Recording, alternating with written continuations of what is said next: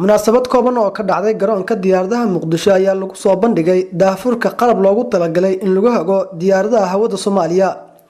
qalabkani oo dawladda Soomaaliya hore u soo iibsatay ayaa garoonka diyaaradaha Muqdisho yeelay 9 bilood kadib isfahan waa dhaxmaray dawladda Soomaaliya iyo shirkadii hawada Soomaaliya maamuleysay taasi oo doonaysay in qalabkan la geeyo magaalada Nairobi ee dalka Kenya. dawladda ayaa shirkadda ku wargelisay in qalabkani lagu rakibayo garoonka diyaaradaha Muqdisho isla markaana Soomaaliya ay la soo wareegtay hawada Soomaaliya. wakiilka shirkadda Salis oo ah shirkadda hadda rakibaysa qalabkani oo ah shirkad laga leeyahay wadanka Talyaaniga. hadda alaabtan oo container ku jirto waa alaabtii oo dawladda Soomaaliya dooratay oo loo keenay.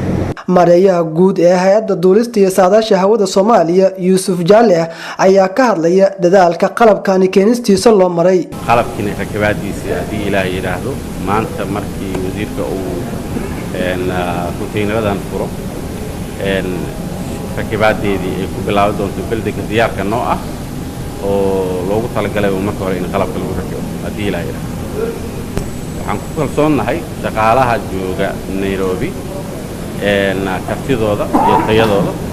wasiirka gaadiidka iyo duulista hawada Soomaaliya ayaa ku dhawaaqay in Soomaaliya ay iyadu maareyn doonto maamulada hawada Soomaaliya. containeradan marar badan waxa laga hadlaa in Nairobi loo waday Nairobi si upgrade loogu sameeyo qalabka inuu yaalo Nairobi ee laga maamulo hawada. maanta qalabkaasi wixii ka dambeeyay waxaan hay'adda maamusha ay kaawa waxaan kala heshiinay in qalabkaasi aanan loo baahnayn in Nairobi lagu rakibo ee Muqdisho lagu tayeeyo.